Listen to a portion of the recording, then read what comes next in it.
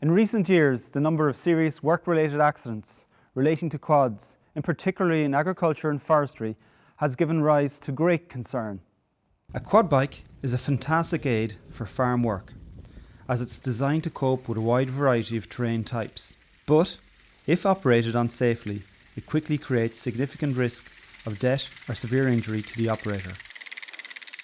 The main causes of deaths or serious injury with quads are from being thrown off during vehicle overturns after loss of control, collision with structures, trees, poles or other vehicles, being trapped, asphyxiated or drowned under an overturned machine, pedestrians being struck or run over by a quad. The underlying causes are usually one or more of the following: lack of structured training, lack of experience, excessive speed, especially turning at excessive speed, carrying a passenger or an unbalanced load, towing excessive loads with unbraked equipment, turning over on a bank, ditch, rock, rut or bump, a steep slope combined with other factors such as ground or load conditions. This video focuses on sit-astride quads. These vehicles are intended to be used by a single operator without a passenger. The most important safety issues with sit-astride quads are training, competent operators, wearing personal protective equipment, maintenance and a good knowledge of the terrain. Larger working quads should only be used by persons 16 and over. Quad bike training is vital and a legal requirement. Under the 2005 Act, all employers must provide employees with instruction, training and supervision as is necessary to ensure their safety. The same requirement also applies to self-employed persons. Training is also required for towed and attached equipment used with a quad. Competent, trained, experienced quad bike riders can handle almost any situation, but novice riders need to receive training and practice their quad bike operating skills slowly and smoothly under safe conditions. More than half of all quad bike riders have been thrown off at some time. There is no cab or roll bar, so your only protection is what you wear. Head protection is essential, as a significant percentage of serious injuries with quads involve head injuries. Helmet types suitable for quad bike operations, depending on the circumstances, include motorcycle helmets, equestrian helmets, and specialist quad helmets. All helmets should be manufactured and tested in accordance with the relevant EN or BS standard, have a chin strap, and be capable of being used with suitable eye protection. The type of helmet chosen should be based on a risk assessment of the circumstances in which the quad will be used. For example, the type of surface travelled over and anticipated speeds. Wear clothing which is strong and covers your arms and legs. Wear boots or Wellingtons which are strong and have good grip. Secure your helmet with a chin strap. Protect your eyes from insects and branches with either a visor or safety goggles. Gloves are useful for protection and to keep your hands warm in cold weather, allowing for good control of the quad.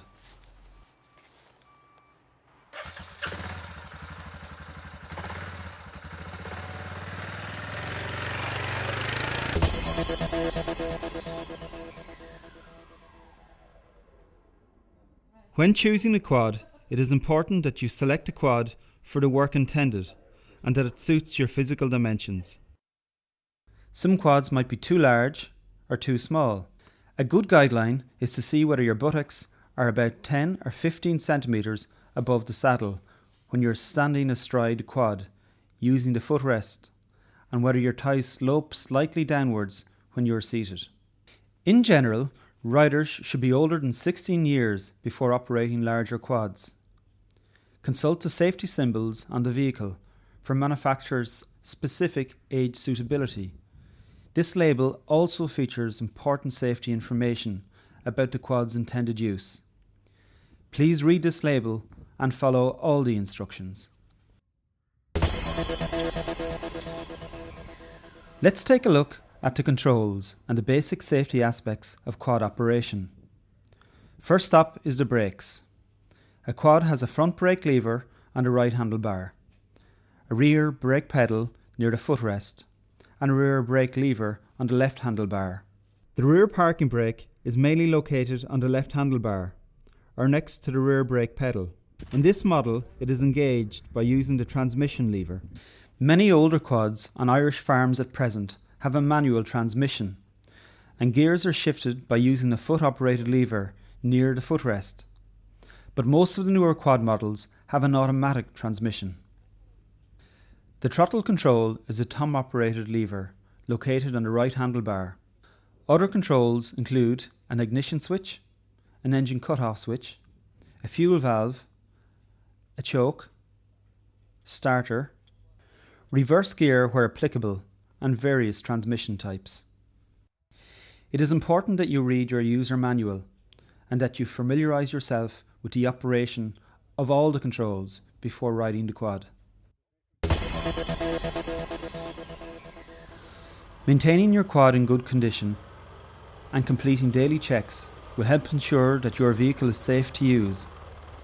It is essential that you maintain your quad in compliance with its operator's manual. Carry out the POWDERBS check before operating your quad. Petrol or diesel fuel, oil, water and cooling system, damage, electrics, rubber tyres, brakes and suspension.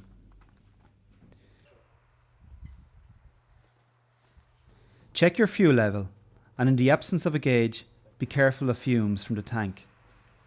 Check the fuel switch is on the on position before starting the quad. Check the engine and brake oil levels. Check the water and coolant levels. If the level is too low, it may indicate a leak or an overheating problem. Check the vehicle for physical damage. This involves carrying out a visual inspection of the machine. Having it clean makes this an easier job. Check the electrical controls in sequence by pressing each button on the dash. Also check the emergency stop button at the end of each process.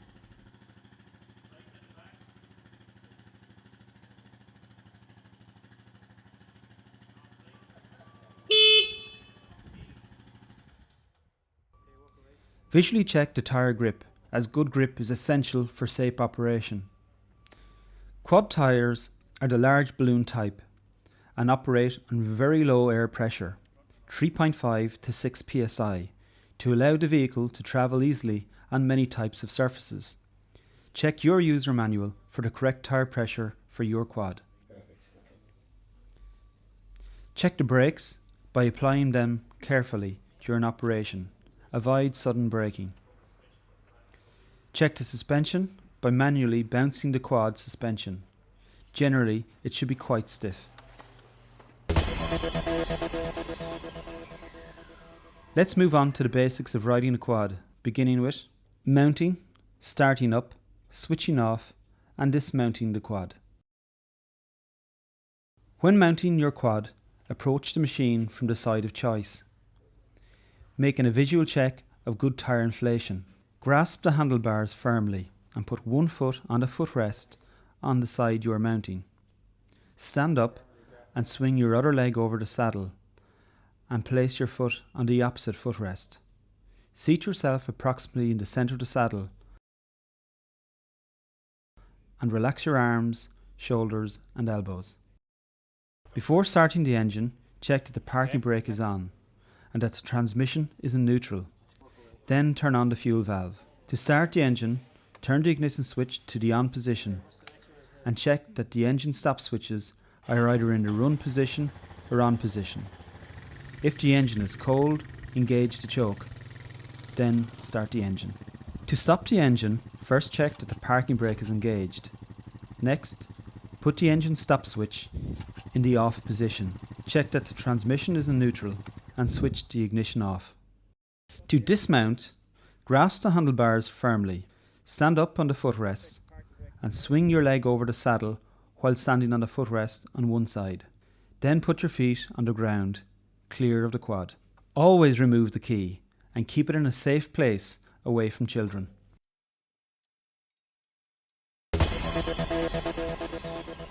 Practice riding forward and stopping before trying to acquire other skills. Practice in an open flat area. Gently accelerate, placing your thumb completely over the throttle lever in first gear.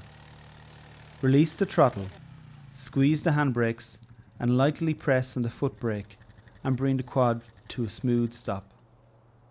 Now on the same flat area, try changing to second gear and practice the same task, this time shifting back to first gear as you decelerate. The next step is to try turning the quad when riding. It is important to note that weight transfer is crucial when turning a quad safely. This turning exercise should be carried out in an open flat area. To turn left, maneuver the handlebars to the left and lean your body weight to the left, which helps prevent the quad from overturning to the right. To turn right, maneuver the handlebars to the right and lean your body weight to the right. Once you have mastered low speed turning, you can gently increase your speeds and try turns in second gear. Remember to remain seated. The important thing to remember are to keep your feet on the footrests at all times, slow down before the turn the handlebars in the direction of the turn your head and look beyond the turn to where you want to go. Lean into the turn and keep your weight on the inner footrest as you enter the turn and gently increase the throttle as you exit the turn. Once you have mastered riding the quad on the flat, then you can start practicing riding up, down and across gentle slopes. You should move your body weight according to the action. When going up, lean forward. When descending, lean backwards. When travelling across, lean up the slope.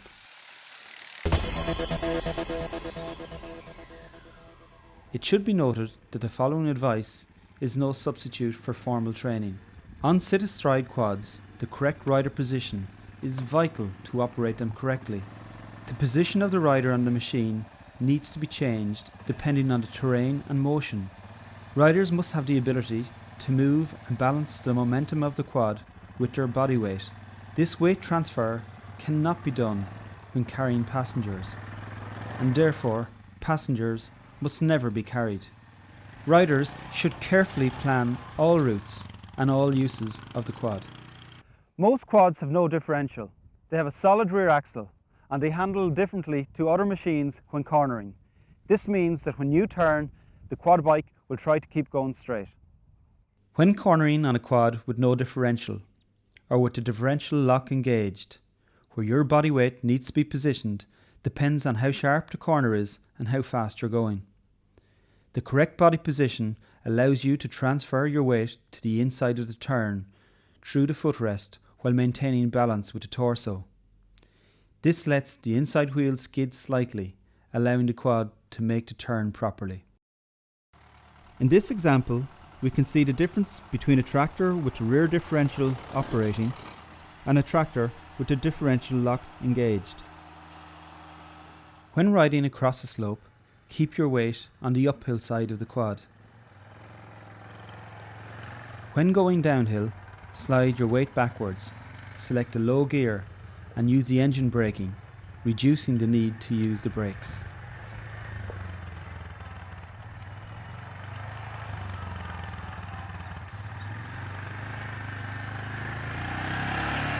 When going uphill, it is important to review the route before starting the climb. Move your weight forwards and maintain a steady speed. It is important that you shift your body weight forwards as much as possible. By standing in a stoop position, the rider will have increased ability to shift weight quickly and maintain stability on the quad.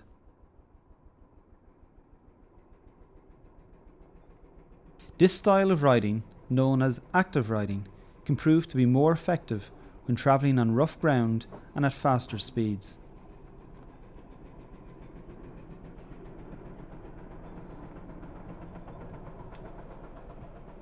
Avoid sudden increases in speed, as this is a common cause of rearward overturning accidents, even from a standing start on flat ground where there is good grip. It is important that you never put your foot on the ground to stabilise the quad. but instead shift your weight across the quad away from the imbalance.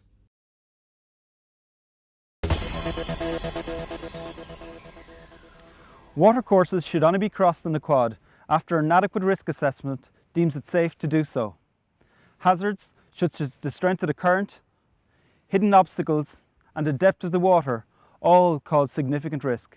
Before crossing any stream or watercourse, always carry out a quick risk assessment.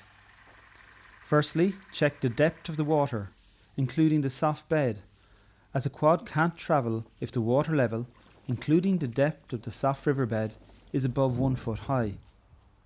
Then check the speed of the water current, as a quad is very buoyant and could easily be swept away by a strong current. Next, check for hidden obstacles, such as a large stone, as these may cause the quad to overturn.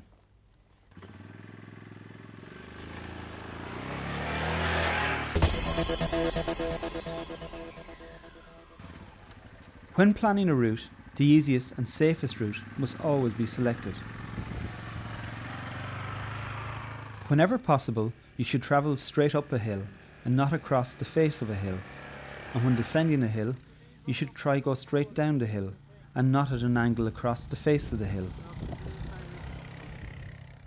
Some hills, of course, would be too steep for quad operation, regardless of the rider's experience or skill level, and it is essential that common sense prevails in these situations. Site-specific risk assessments should be carried out, and all hazards, such as wire fencing, should always be identified. Fence wires are often not that visible to quad riders. A number of people have been seriously and fatally injured after colliding with fence wires. Warning signs should be placed on electrical fences in areas near to where quads are used to help increase their visibility.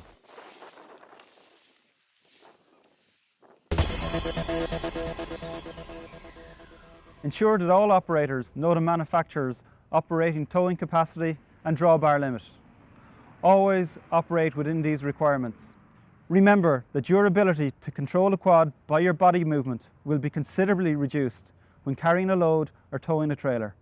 When selecting a trailer, look for overrun brakes, swivel hitch drawbar, beadlock rims on wheels, a low centre of gravity and a wide wheel track, a long drawbar and attachment points for securing a load. Check the weight ratio between your quad and its trail load. As a general rule, on level ground the brake trail equipment can be a maximum of 4 times the unladen weight of the quad. For on-brake trailed equipment, the maximum should be twice the unladen weight. These loads should be reduced when working on slopes, uneven ground or poor surface conditions.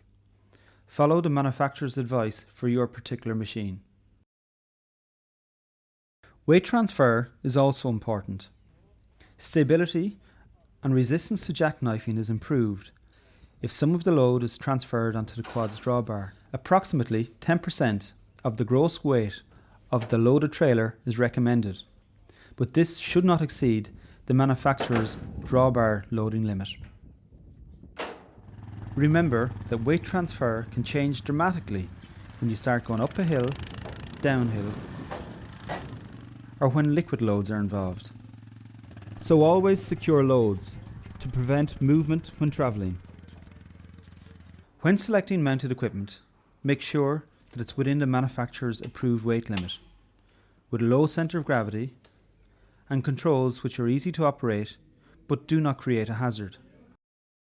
Where equipment is added to one end of the machine, add a ballast to the other end to maintain stability. Loads carried on racks must be well secured, for example with ratchet straps, and be evenly balanced between the front and rear, except where they are deliberately altered to aid stability when going up or down a slope. Only tow a load from the hitch point. Loads towed from other points, such as the rear rack, have caused sudden rear overturning, even on slight slopes or with slight acceleration. Ropes or chains should not be used to drag a load, as they can get caught on a wheel. This may lead to entanglement with the brake cable, causing unexpected braking.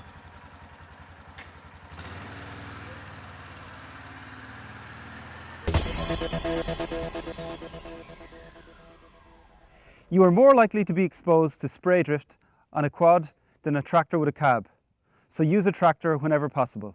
Where a quad is used, then attention to the safety features is especially important when buying a sprayer and when spraying, particularly with mounted sprayers, where the boom is close to you and contamination is more likely. Consider techniques and equipment which contain spray within the target area and reduce drift potential, such as a drift hood or canopy or low drift nozzles. When buying a sprayer, look for low centre of gravity and internal baffles to reduce liquid surge, which will improve stability when turning on slopes.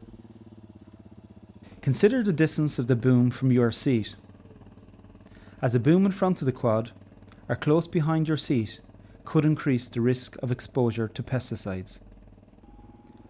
Spray operators must be trained and, where appropriate, hold a certificate for the type of equipment used. Wear the personal protective equipment for the sprayer and pesticide in use. Always select the pesticide of least risk. Work at right angles to the wind and turn into the wind to reduce contamination to yourself and the machine, and only spray in ideal wind conditions. Do not hold a spraying lance when riding your quad. After spraying, clean the contamination from your quad, particularly your controls and the seat. You should be aware of the environmental regulations if bulk volumes of water are used for this purpose.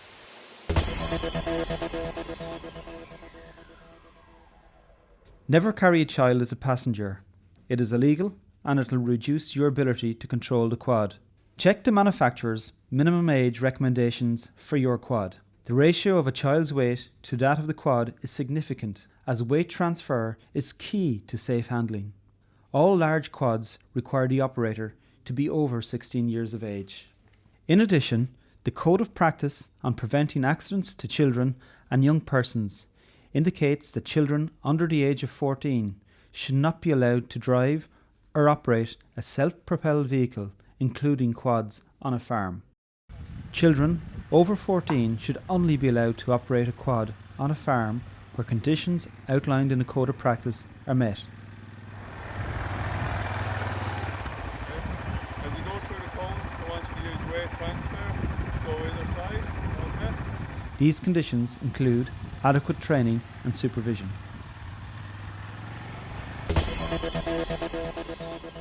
Only quads designed for road use should be used on the road. It is essential that the quad is in roadworthy condition and that it's fitted with lights, indicators and mirrors. The quad must be insured and taxed for road use. The rider must hold a required driving licence. The quad bike is a very useful aid on the farm, but potentially very dangerous if not operated safely. The key safety issues with a quad are training, experience, wearing the appropriate protective clothing, maintenance, and a good knowledge of the terrain.